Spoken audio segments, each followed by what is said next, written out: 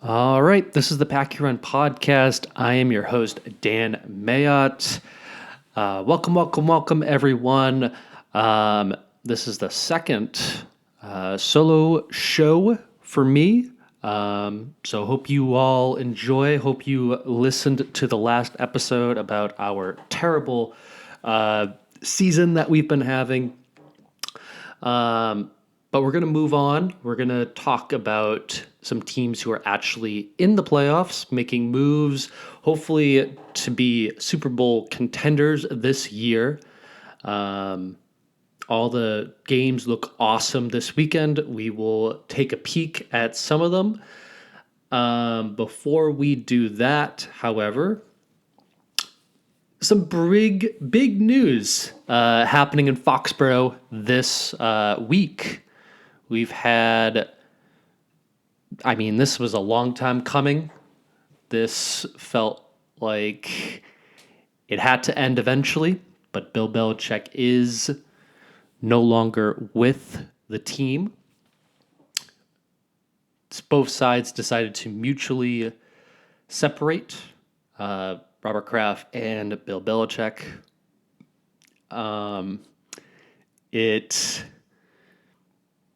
It seemed like all the reports that we were getting throughout this season, we were going to get this. This was going to happen one way or the other, and it finally did. It sucks that it had to end on such a down season like this. Bill Belichick is not a bad coach.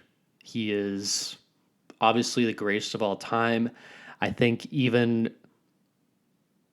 he could admit that this was definitely not the best. Definitely not the best year this year, unfortunately. Whether it be because of the offense, or because of all the injuries, or just the lack of talented coaching on this staff. It's a shame. And a new era of Patriots football is in front of us. The plan this week, we were going to, AJ and I, who's going to be editing this episode again, we were going to do a playoff preview on Monday. I was not feeling well on Monday. I have COVID, and so we were going to do that episode, which it's going to be after. I'm going to talk about playoff preview a little bit later on in this episode. But I was going to say, first things first, I'm not talking about Bill Belichick until there's a decision made, and we finally got one. And, I've made this point to some people before, because for a while I was in a deep debate on whether we should keep Bill Belichick or not. That was, for a little bit this season, I was like, we can't keep having him around. He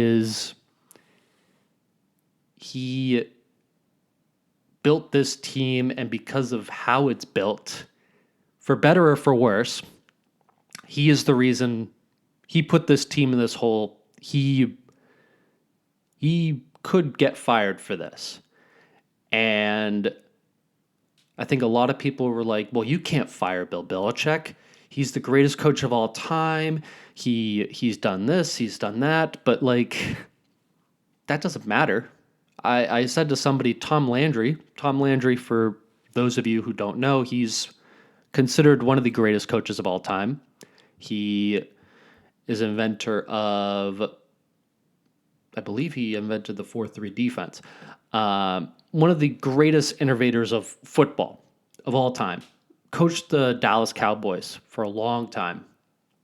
up until I want to say either 88 or 89. And he was terrible that year. He was not good. He was awful. And Jerry Jones, who just bought the team, fired him.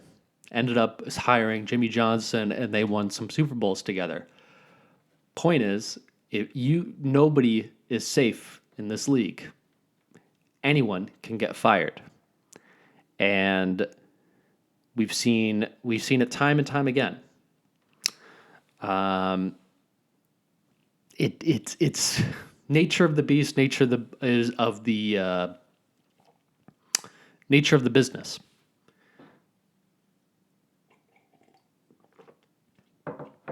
But I was thinking of all the reasons why Bill should stay. And towards the end of this season, it's not like we were winning games, but there was a stretch where this defense looked like the best in the league. And, it was, if we could get like a decent quarterback and we can get some weapons around that quarterback, maybe Bill has a chance, and like, let's just get him the record, and there was that thought, and I think a lot of people had that thought as well, especially watching this team and seeing how some of the guys they were still playing for Belichick. They were still playing hard. There was no doubt about it. I think, and I also had this thought throughout the season. Well, if Bill Belichick is your most valuable asset, for example, you should trade him away. And for example, like in the NBA, when I'm just thinking of so like let's think of the Anthony Davis trade, for example. Like Anthony Davis traded from the Pelicans to the Lakers. The Pelicans got a haul for him, first up. They got Brandon Ingram, they got Lonzo Ball. They got a lot of really young players, talented players. But the key were the draft picks. And the same thing with like the Celtics and Nets trade from back in the day. I was going to say, if you could, and we did, the way that we got Belichick originally was we did trade away a first round pick to the Jets. I was going to say, like, he is worth a first round pick plus I was going to say probably like a second rounder that could turn into a first rounder. That's fair enough compensation for me. Like, I think that is fair enough. But obviously that's not how it went down. I mean, I think them both mutually agreeing to part ways is probably the best for both sides. There's no animosity. You treat Bill Belichick with respect. And that's what Robert Kraft did. And Robert Kraft is a good guy. I don't have a lot of bad things to say about him. There's been a lot of talk amongst Patriots fans and talk amongst media, Patriots media particularly, that Robert Kraft is one of the reasons why this team is in the position that it's in, and he hasn't put the money into this team. And I think that is a crock of shit.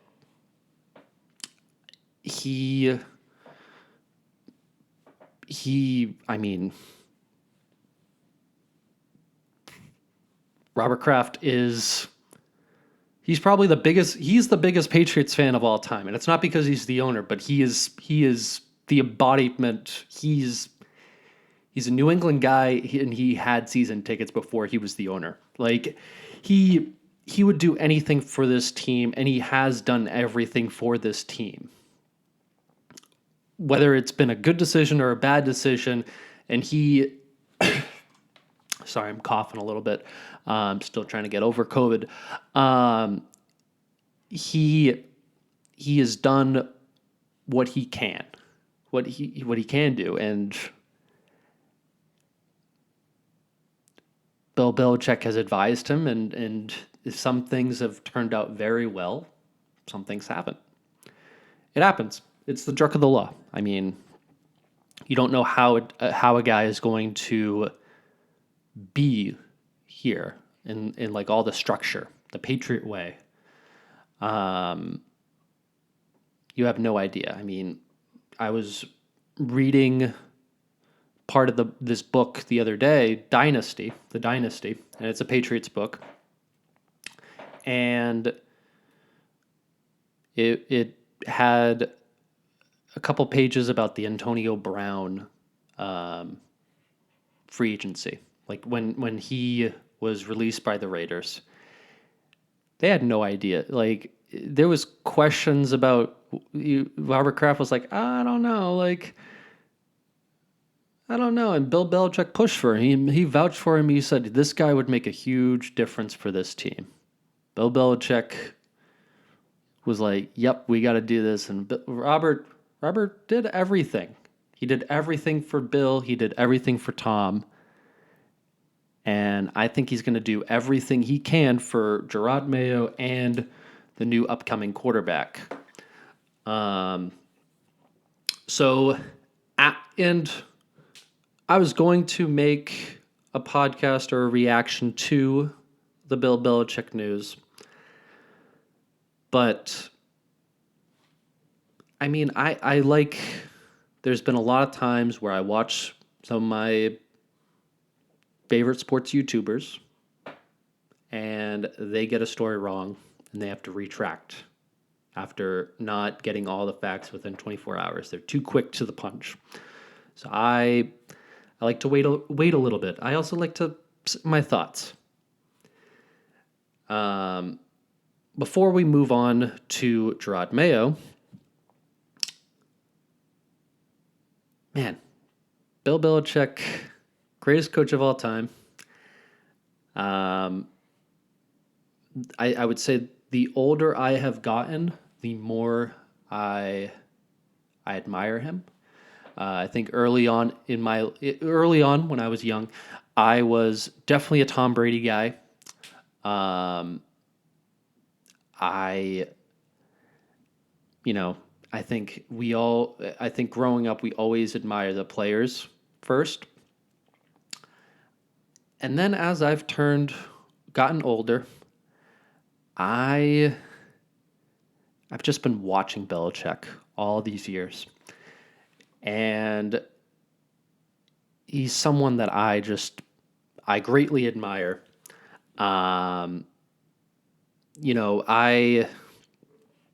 I've gotten into different leadership positions, whether it was in high school or college, or even now. Like, I just got promoted recently to be a manager at my company.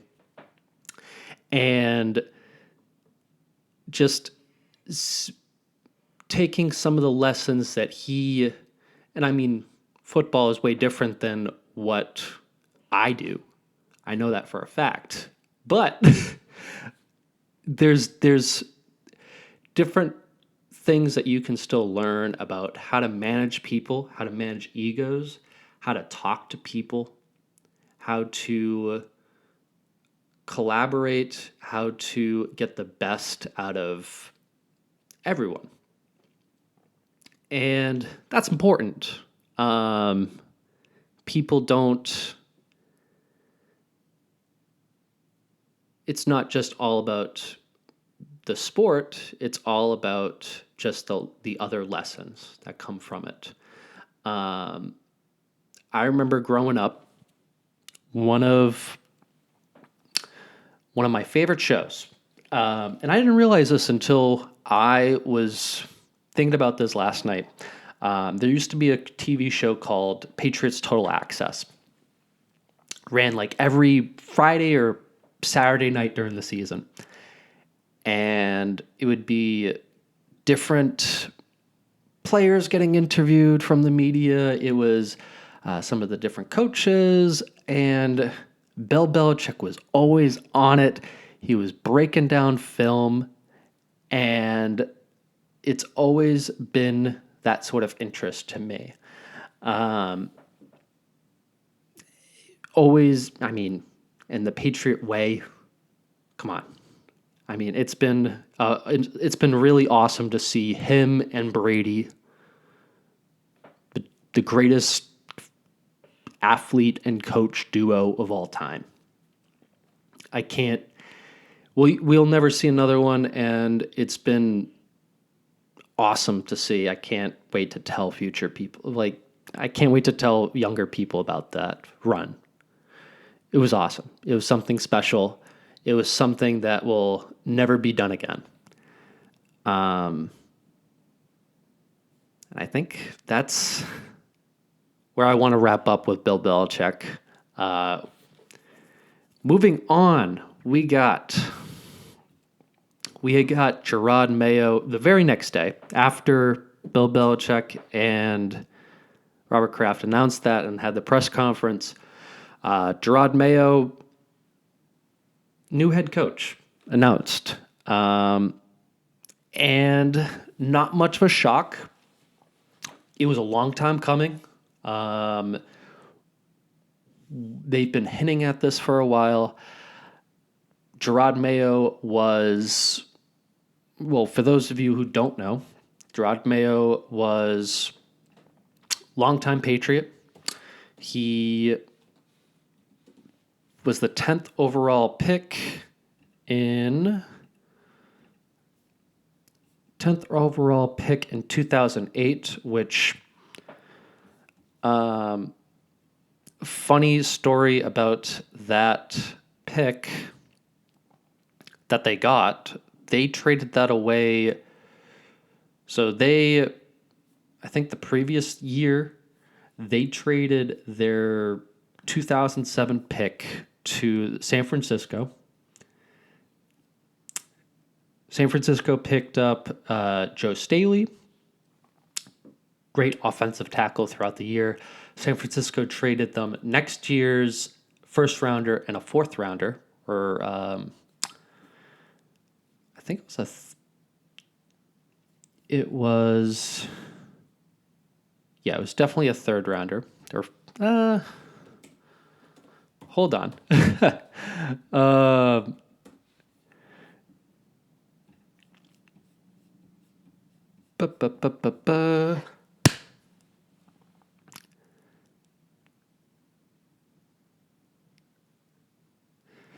So anyways, it was a fourth rounder. They used the fourth rounder from San Francisco and got Randy Moss, which is incredible. And they spent that first rounder next year on Gerard Mayo. Pretty incredible. I think that's one of my favorite under the radar draft stories or draft trades that no one talks about. Probably my favorite one. But Gerard Mayo, fantastic Patriot. 2008 to 2005, he is a defensive rookie of the year. He was an all-pro, Pro Bowler. He Super Bowl champion. He's an awesome player. He knows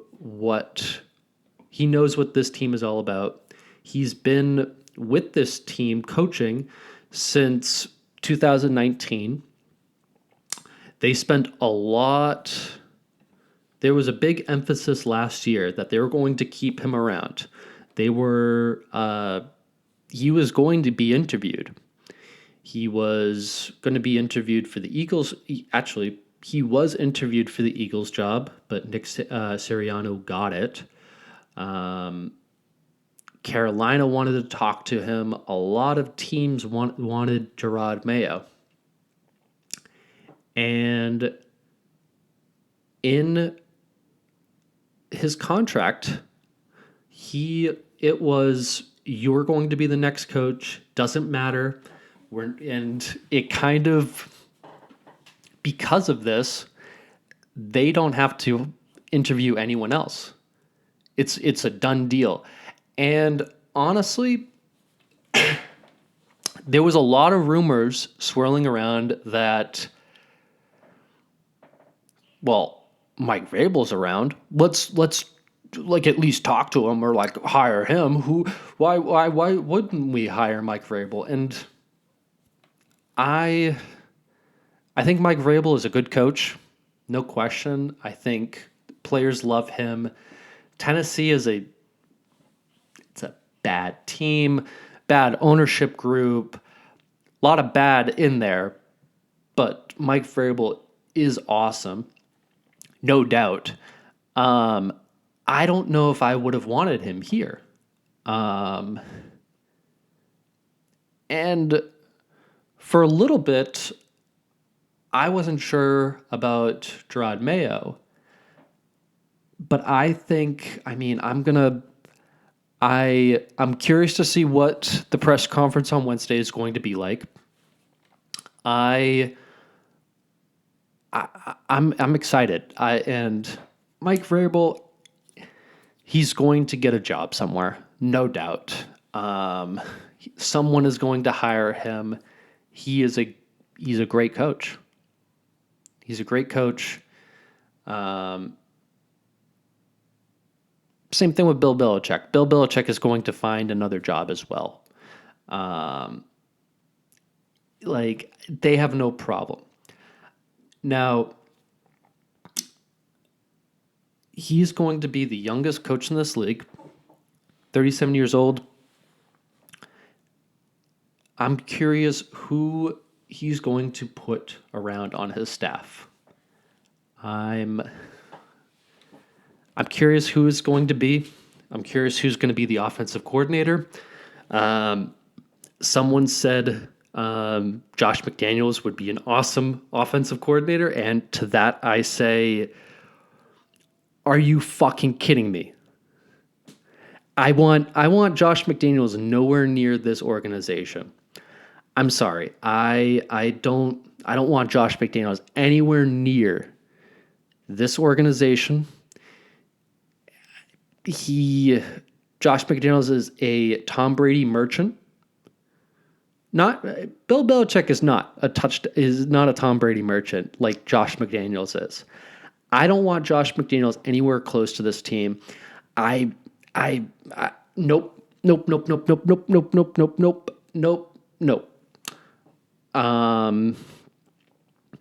Bill O'Brien, I'm not moved by him. This year didn't move me. And maybe it was the quarterback, maybe it was his offensive staff. There was reports in that article that came out recently that he wasn't able to hire all of his own guys. So maybe you give Bill O'Brien another chance and let him hire everyone he wants, all his guys. Someone mentioned this, Wes Welker being offensive coordinator. That's not a bad option, honestly. And he's coaching under Mike McDaniels this year with the Dolphins. I don't hate that. I don't hate Wes Welker coming back to New England. Different circumstances for sure. Because I know that relationship was a little uneasy towards the end. But we'll have to. I'm excited to see this new era of Patriots football. This is the first time ever. This is the first time in my lifetime that there are absolutely no expectations for next year. We could go 11-6 and be a playoff team, or we could be 6-11 and be terrible next season. Like, there are zero expectations for next year.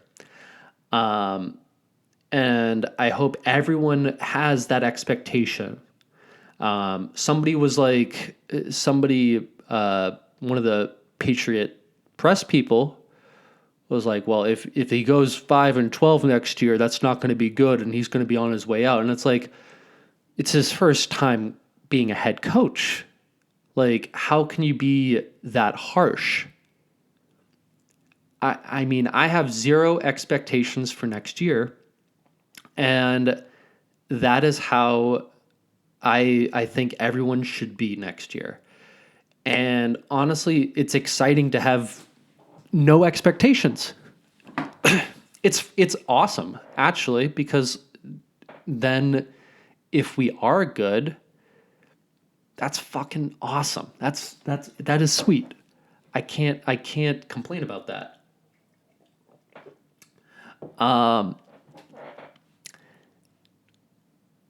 And I guess the final piece of the puzzle, who will be the GM of this team? And because Bill did that, Bill played a big role into being that being our GM.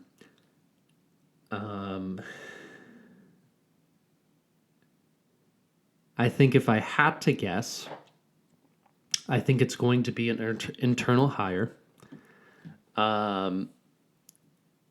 According to sources, I mean, we have in the past couple of seasons made up a great front office staff. I mean, it might not seem like it with Bill Belichick's drafting history, but there are a lot of appealing young guys, a lot of good scouts in our organization still.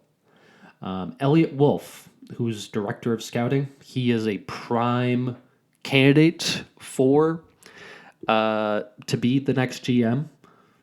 His father was Ron Wolf, who was one of the best.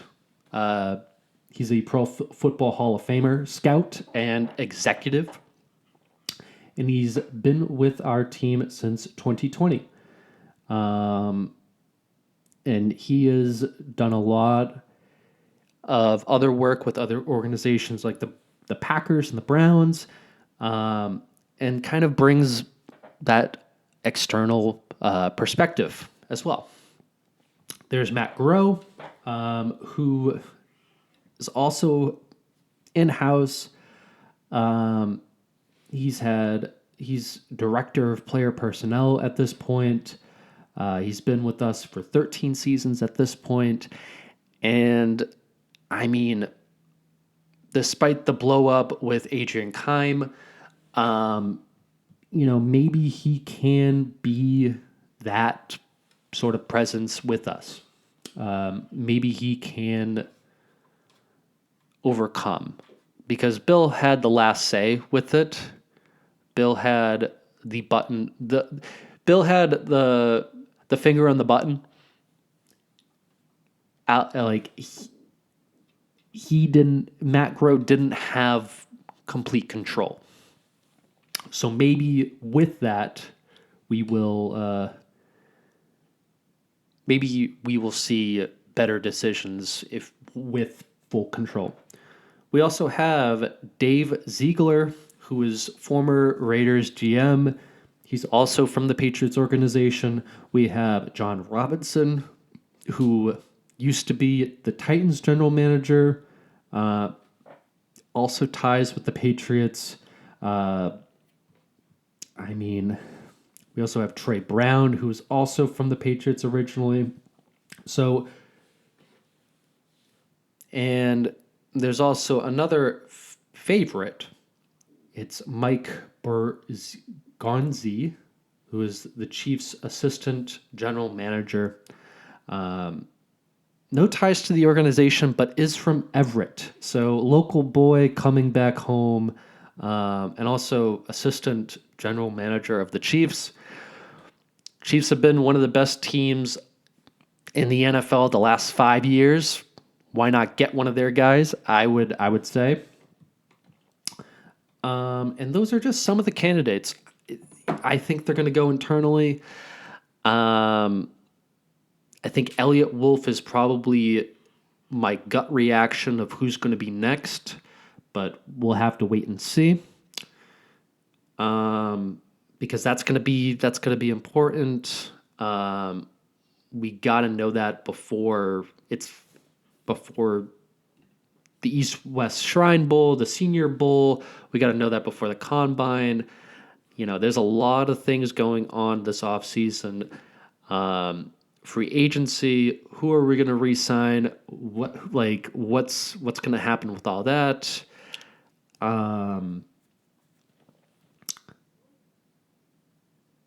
And we'll have to wait and see with all of that. If anything new comes up, I will talk about it.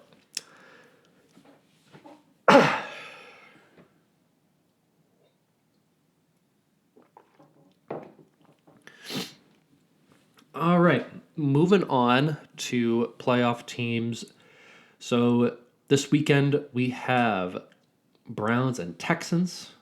We have Chiefs and Dolphins. We have Steelers and Bills. We have Dallas and Green Bay. Lions and Rams. And finally, Bucks and Eagles. So we're going to start with the first game. I'm going to say 3 nice things about the Texans and 3 not bad things about the Texans. And this will go for every team. And then I will make my picks at the very end. Okay. So, starting off with the Texans, we're going to say the nice things. CJ Stroud is the guy.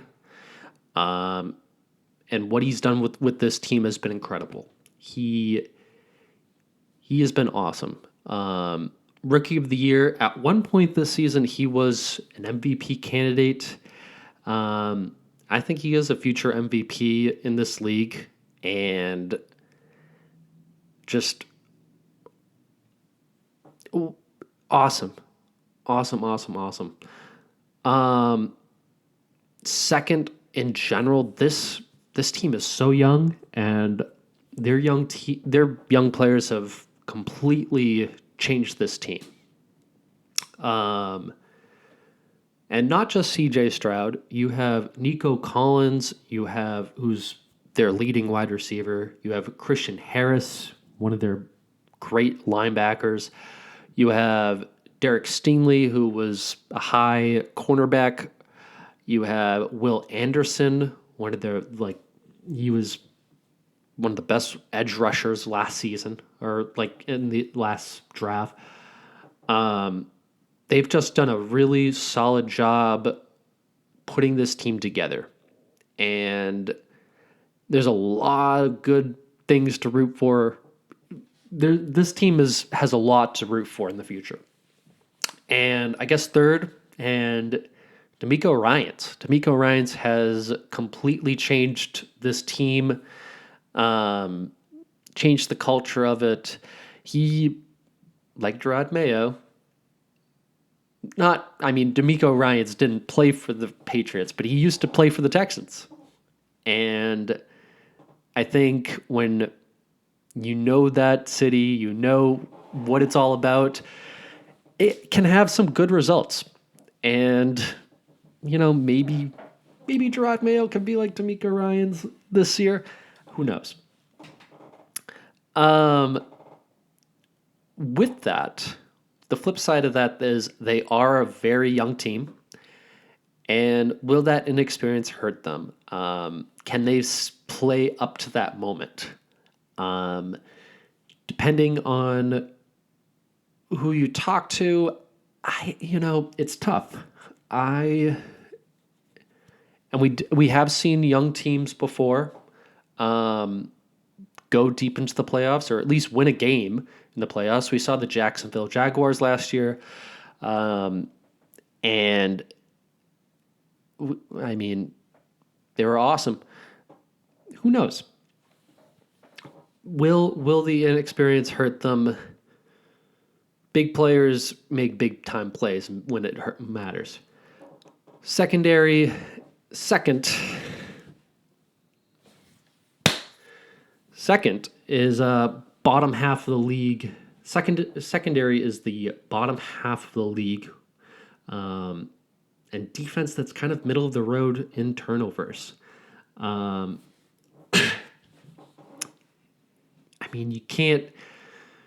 Secondary gives up a lot of yards, and the defense doesn't. I mean, turnovers are a big part of any success. I mean, in the last podcast I mentioned that the Patriots were one of the main reasons why the team was bad was because of the lack of turnovers. Turnovers can create better opportunities on offense and lead to bigger things, but I mean, we'll see. And when it comes to conversion rate, they are 19th in third downs and 30th in fourth downs. So third downs are very important. They're not good. And I'm afraid that if it does come down to late in the game and you have to convert something on fourth down, will they be able to do that? I wouldn't pick for them. I would probably pick against. I would probably say no, I don't think so. Especially with who they're facing, the Browns. And let's talk about the good in the Browns. Browns, their defense is awesome. And the reason why they won a lot of their games this year, Jim Schwartz has completely this defense is a shit-wrecking group. They, no question about it, and Myles Garrett is he's probably the best defensive player in this league. It is incredible what he's done. This team has been next man up all season. Everyone has been injured this year. Some of the key injuries like Deshaun Watson, Nick Chubb, Jack Conklin, their offensive line has been beat up all season long, but they have continued to keep doing it. And they keep winning games, whether it's for good or for bad. And I do have I kind of have a soft spot for the Browns. Good. I mean, they've been great. And a great story for this season has been Joe Flacco. Joe Flacco, I mean, I think everyone thought he was done. He was kind of on the couch with the start of this season. And he's been playing awesome for them. He's been great for them, surprisingly. Now the run has to end eventually. You can't just keep having players who eventually too many injuries is too many injuries. And you can't recover from that. And I'll be honest with you, I don't think Joe Flacco is the guy that can lead you to a Super Bowl in 2024. I don't think that can happen. No way. This offensive line has been banged up all season. Jedrick Wills is out. Jack Conklin out. It's tough protecting. I mean, in this team, they do have some good edge rushers, the Houston Texans. Offense sometimes can't get out of their own way. This offense is kind of like, for whatever reason, all the offense of this season are bad. They're all bad. This is one of the worst ones. They lead the league in total interceptions and turnovers. They also have the second most penalties.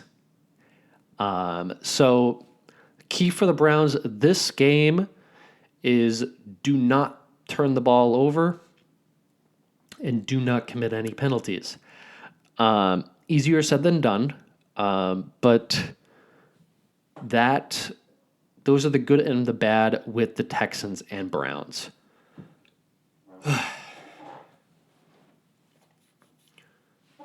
Moving on with the Chiefs and Dolphins. Chiefs good. Let's talk about the Chiefs good. Their defense is the best thing about this team. They give up the second fewest points, and their secondary has been awesome this year. They don't give up a lot of yards. They get a lot of turnovers. Awesome. Second, you still have Patrick Mahomes and Travis Kelce, and you always, no matter what, you have a chance with those two. Those two are fantastic. Travis Kelce is a matchup nightmare, and Patrick is Patrick. He can do whatever he wants on the field and get away with it. They are great at moving the chains and picking up first downs. Also, this is huge for them. They will be playing at home, which is huge advantage. Arrowhead Field. Actually, I don't think it's even called Arrowhead anymore. It's one of the best stadiums in the league and huge home field advantage. And this little tidbit, this is projected to be one of the coldest games in NFL history with a wind chill of minus 30. So that might be a disadvantage for Miami coming from that warm weather. The bad, and there's some bad with this team. This is there's a lot of I would say a lot of these teams in the playoffs, there's a lot of flaws with each one of them. And there are more flaws with some of them. This is a team that they have a lot of flaws. Their wide receivers are kind of bad. This team has not been playing well lately. Offense, it's bad. Wide receivers drop everything in this game. And Patrick has been turning the ball over a lot, trying to play hero ball, and they are first in holding penalties, which will factor into this as well. Those are all bad things. But the defense is good. You can hang your hat on that. Dolphins, the exact opposite. This offense is incredible. They will run you off the field. You got speed everywhere. And they have a great balance of running backs and wide receivers who get involved and make have let Tua have an easy time moving the ball down the field. Defense gets a lot of turnovers. They're 8th in turnovers this season. So Patrick could turn the ball over and make it close. Now, some of the bad things with the Dolphins, a lot of injuries going into this game. Bradley Chubb, Jalen Waddle, Jalen Phillips, all key contributors for this team. That's huge. I think defensive Jalen Phillips and Bradley Chubb, they're 2 edge rushers. That's going to be tough. And the thing about the Dolphins are a lot like The Greatest Show on Turf, or they're a lot like the Dan Fouts Chargers from back in the day, or the point is, with a lot of those greatest offenses, they either one played in a dome or nice weather. How are the Dolphins going to be affected with these elements? Will they be running the ball completely? Will there be some throws? I'm curious to see what their game plan is and how they plan to attack this defense. And as far as their defense goes, they're kind of middle in the road in pass in their secondary at least. Their run game is pretty decent. It's pretty good. They are 8th in the league.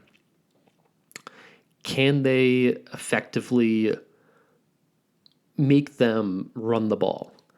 And we've seen that Kansas City is trying to do some more runs. So we'll see.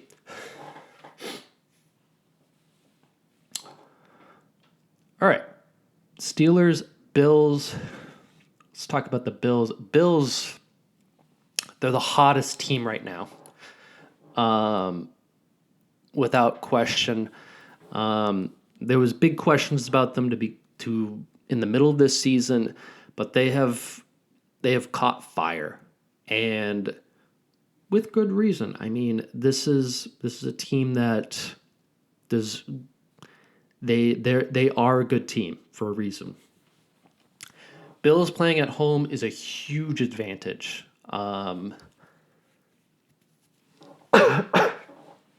That is an unbelievable advantage. Highmark Stadium in the middle of January it's tough. And they have one of the best defenses this season. They've been awesome with that. Now, with the bad, there's been questions with their offense. Josh Allen has been a turnover machine. He really has been reckless at times with the football. And quite frankly, it's cost this team games. When Josh Allen is on, he's on. But when he is turning the ball over, it's really dependent. You take the highest of highs and the lowest of lows.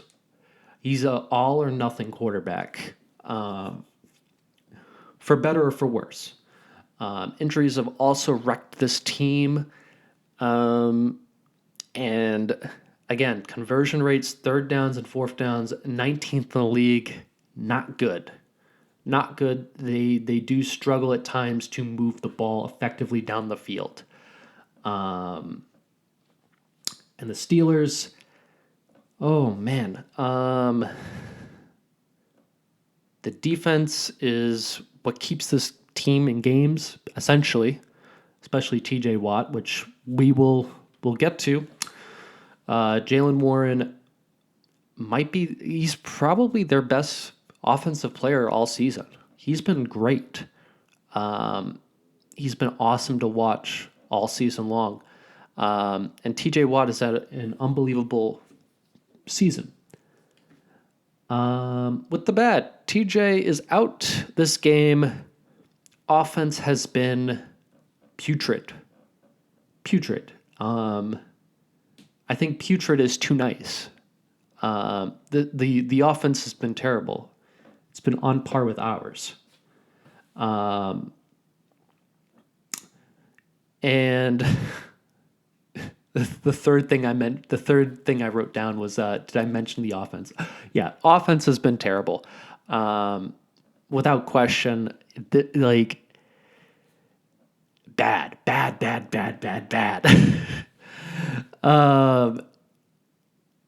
Let's talk about Dallas and Green Bay now. Green Bay.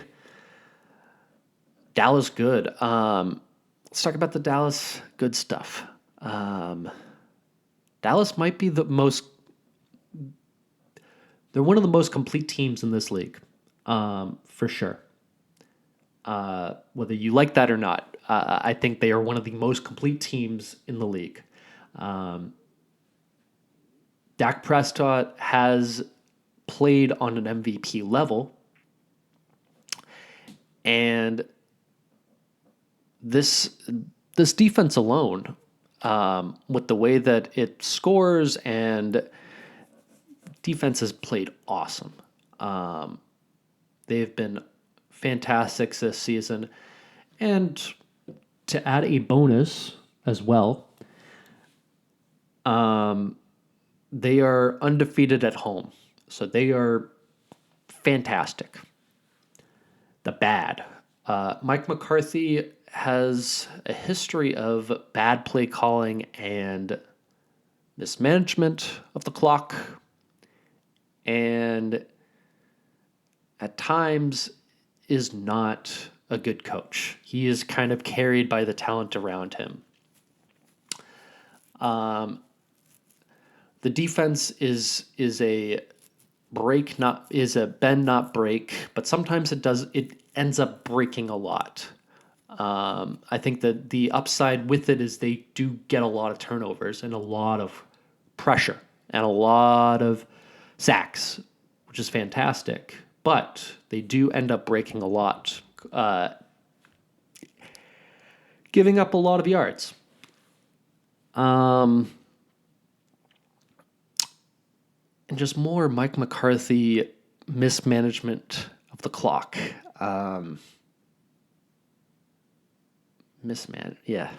Mike McCarthy. Let's talk about Green Day. Not Green Day, Green Bay. So Green Bay, I think they found their guy in Jordan Love, which I think for everyone is like, how the fuck did you lock into 3 consecutive guys of like, now it's Jordan Love's first year, so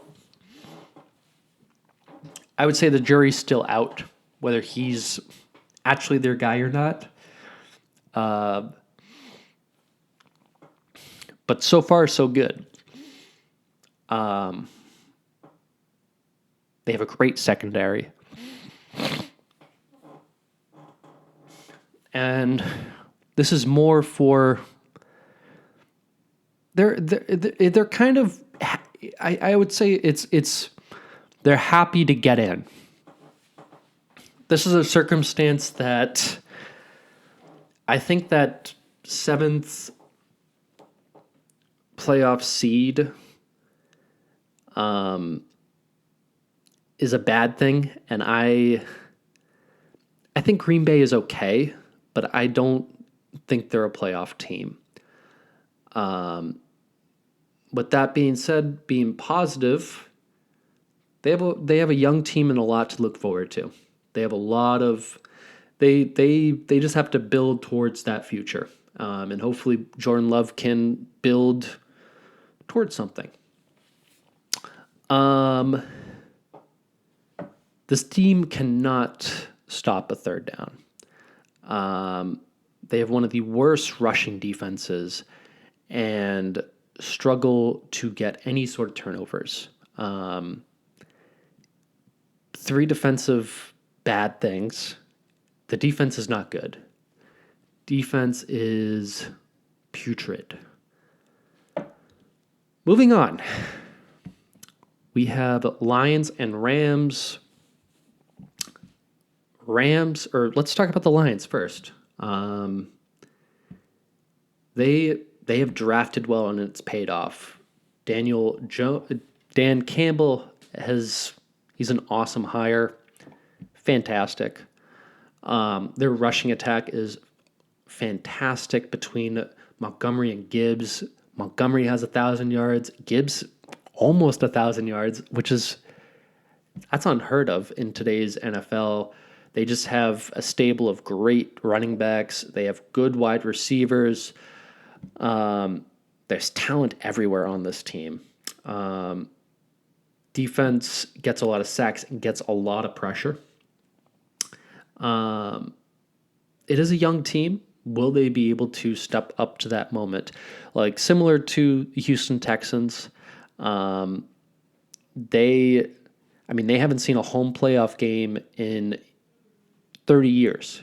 So it's been crazy. Jared Goff has looked great at times this season, but other times has been terrible. He is the Jekyll and Hyde of NFL quarterbacks because he's a mixed bag. You don't know what you're going to get each week.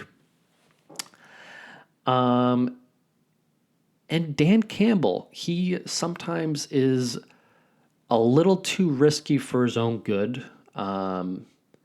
We've seen it all throughout this season. Lions have played a lot of primetime games this season, so I've ended up watching them quite a bit. There was the second down 2-point conversion against the Cowboys. There were some of the fourth down decisions the first week against the Chiefs. Dan Campbell has a lot of balls, and at times that really it hurts. It hurts him when he makes those kind of decisions. Now,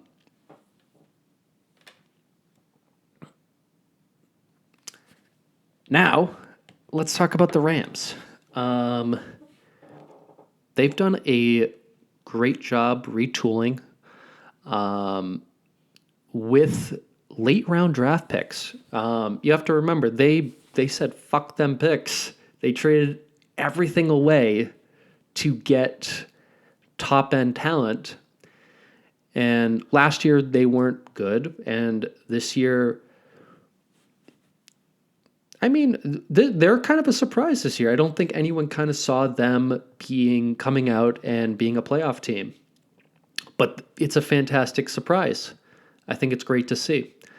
Some of their notable names, you got Karen Williams, you got Puka Nacua, you have Ernest Jones, who all awesome young players. They have it's great. They have some of the young core, but they also have some of the old regime. Like they have Cooper Kupp and Matthew Stafford and Aaron Donald. It's kind of old meets new, and it's great to see. Healthy Matthew Stafford and Cooper Kupp is awesome to see. And Aaron Donald, healthy. He's one of the GOATs. He's one of the best defensive players that we've seen in the past couple of years. Just awesome. And then some of the bad. This is a young team. Will they be able to step up into the moment and learn from some of the older teammates? Defensively, defense is not good. is not good and struggles to get turnovers. Matthew Stafford, again, like Josh Allen and Patrick Mahomes, he's kind of gunslinger. He's too. He is a little turnover prone, and will he be that in this game against the Lions? Who knows? And then the final game, the Monday night game in Tampa Bay, we got Bucks and Eagles, Baker Mayfield versus Jalen Hurts. Let's talk about the Bucks first. Baker Mayfield has revitalized his career, and it's honestly awesome to see. Baker Mayfield has had probably one of the most interesting careers to me. Just seeing what he's had. He's like 20. He was like he was drafted in 2018. I mean, this is his seventh season, I want to say, and it's been kind of wild to see what has happened. He went from a top first pick in the NFL draft. He had a great rookie season, bad second season, good third season. Got injured in his fourth season, then got cast away. Had a bad situation in Carolina.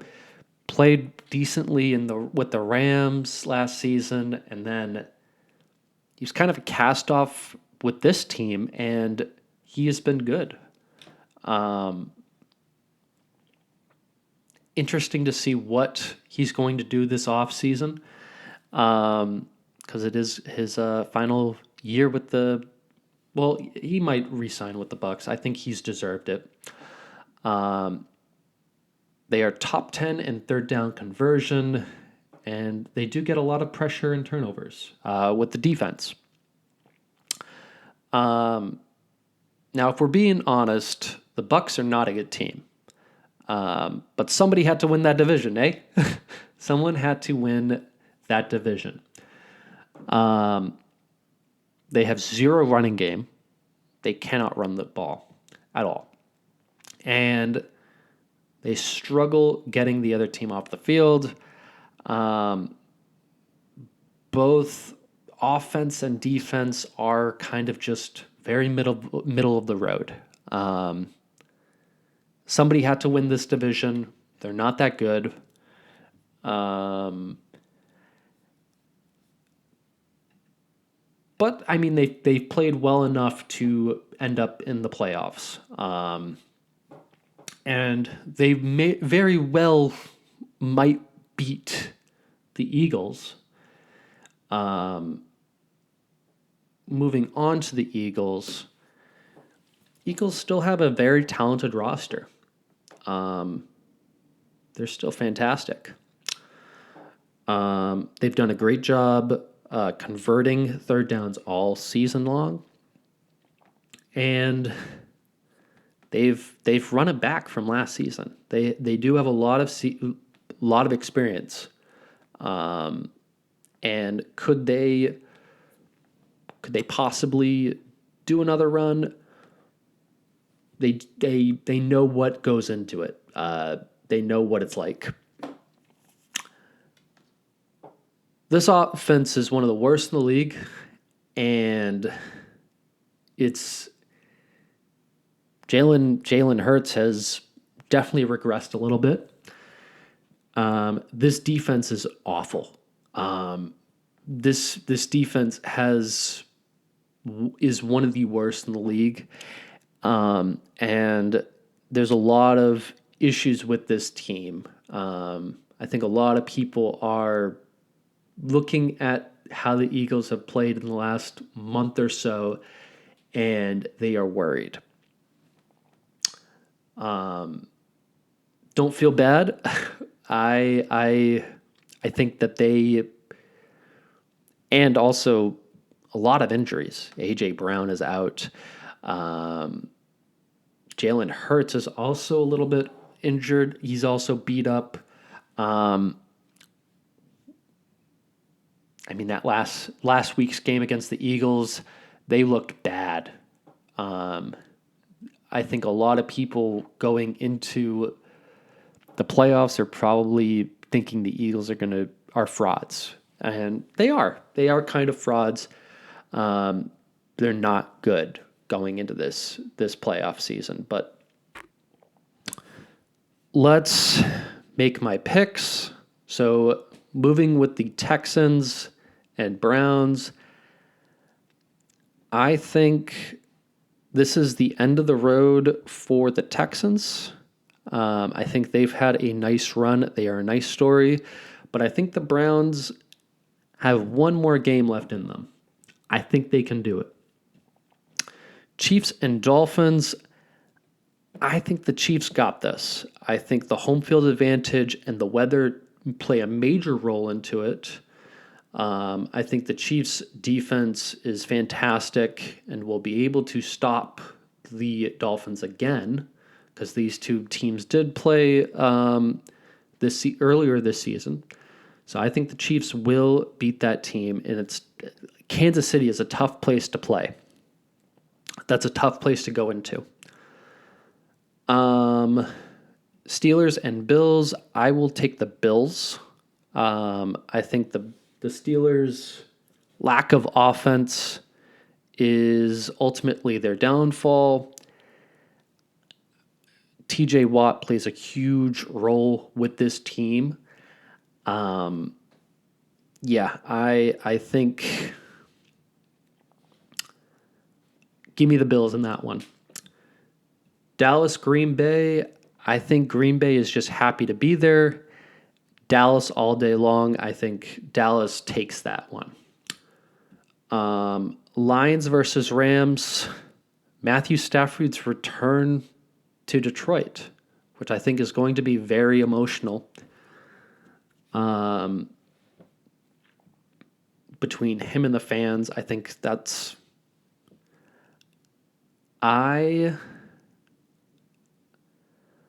but I'm going to pick the Lions. And Lions are, for those of you who don't know, if your team is not in the playoffs, not in contention, I think you're allowed to pick one team to be your team. Last year was the Jacksonville Jaguars. For me, this season I am rooting for the Lions. Lions, I'm rooting for you, and I hope you take it all the way. So I'm rooting for the Lions, right? And I think the Lions can beat the Rams, no question. Bucks and Eagles, I'm going to take the Bucks in this one. I think I'm going to ride the hot hand. I think Baker Mayfield can pull this off. Eagles have struggled so much this season. I don't see them coming back. And I don't see them making a strong connection in this game. All right. And so that is the picks. That's the episode. And don't have anything else for you guys. I think I will give, since last week I didn't give a recommendation, this week I will, because normally that's what we do at the end of these episodes, but I'll make a recommendation. My recommendation is this show called The Bear. It's on not Netflix. It's on Hulu. It's pretty popular already. You've probably heard of it. It's a fantastic show. Definitely watch it. Check it out. And I will talk to you after these games and Gerard Mayo's press conference. So, bye bye.